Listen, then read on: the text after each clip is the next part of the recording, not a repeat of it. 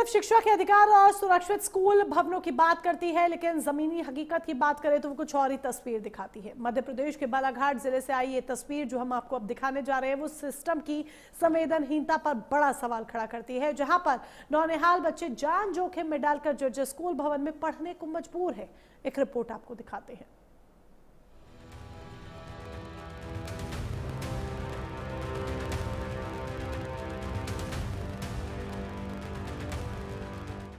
ये तस्वीरें हैं मध्य प्रदेश के बालाघाट जिले के किरणापुर जनपद पंचायत अंतर्गत ग्राम मेंड्रा की, जहां प्राथमिक शाला का भवन खुद किसी हादसे को न्योता दे रहा है। विद्यालय में करीब 20 बच्चे पढ़ते हैं, लेकिन इनके सिर पर सुरक्षित छत नहीं है। छत से प्लास्टर गिरता रहता है, फर्श टूट चुका है और बारिश में कमरों के भीतर पानी तक टपकता है। ग्रामीणों का कहना है कि कई बार बच्चों के ऊपर छत का मलबा गिरते गिरते बचा है। हालात इतने खराब हैं कि कई बार बच्चों को गांव के किसी घर में बैठाकर पढ़ाई करानी पड़ती है। क्या समस्या है आपको यहाँ? सर, एक तो छत हमारा विगत कई सालों से, मतलब 5 साल से टपक रहा है, पर ये 3 सालों से बहुत ज्यादा परेशानी है।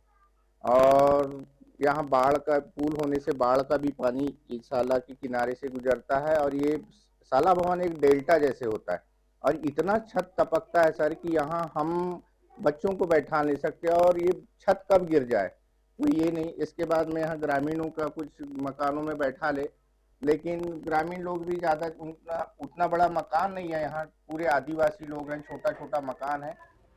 शिक्षक का दर्द जायज है, क्योंकि जिन स्कूलों की हालत ठीक है उन्हें नए भवन मिल रहे हैं, लेकिन ग्राम मेंड्रा के बच्चों को खतरे के बीच पढ़ने के लिए छोड़ दिया गया है। इन हालातों के बावजूद बच्चों के सपने बड़े हैं। कोई शिक्षक बनना चाहता है तो कोई डॉक्टर। क्या नाम है बेटा आपका? रंजीत नाम है। कहाँ रहते हो आप? मेंड्रा में रहते हो। कौन सी क्लास पढ़ते हो आप? कक्षा तीसरी। आपके जो स्कूल है जहाँ पढ़ते हो उसकी बिल्डिंग कैसी, भवन कैसा है?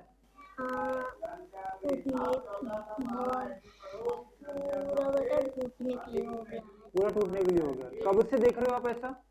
कब से दिख रहा है आपको ये टूट रहा है कि गिरने वाला है? आपको डर नहीं लगता है बैठ के पढ़ने में? लगता है, पर सर जी लोग मना कर देते हैं कि बैठ निकले।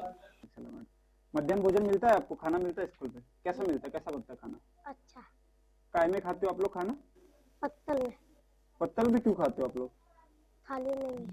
थाली क्यों नहीं है? खराब हो गए हैं। खराब हो गई है तो पत्तल में खाना खाते हो आप लोग? कहाँ से लाते हो आप लोग पत्तल? केला का पत्ता यहाँ से लाते हैं। केले के पत्ते तोड़ के लाते हो। तो प्रतिदिन आप लोग ऐसे ही कर रहे हो?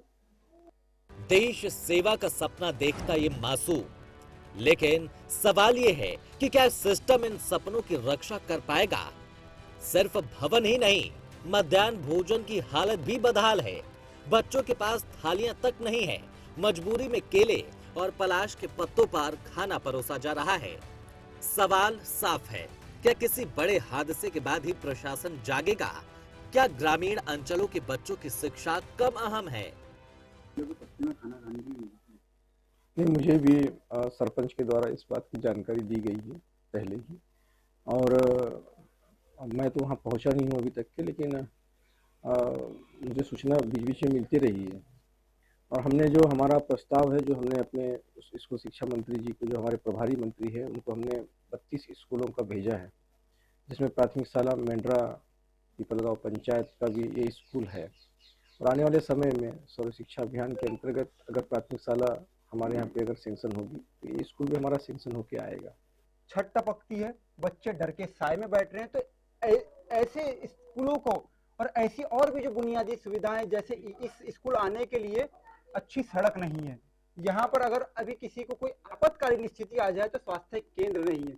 तो मैं शासन से यही चाहूंगा कि ऐसी स्थितियों का जायजा ले, निरीक्षण करे और ऐसे स्कूलों को पहले प्राथमिकता दे, ताकि यहाँ के जो कुछ बच्चे हैं जो पुलिस बनना चाहते हैं, कोई डॉक्टर बनना चाहते हैं, तो ये अपने भविष्य की ओर एकदम सतर्कता से, एकदम पूरे जोश के साथ आगे बढ़ सके। प्राइम न्यूज के लिए मैं सफीक खान, बालाघाट।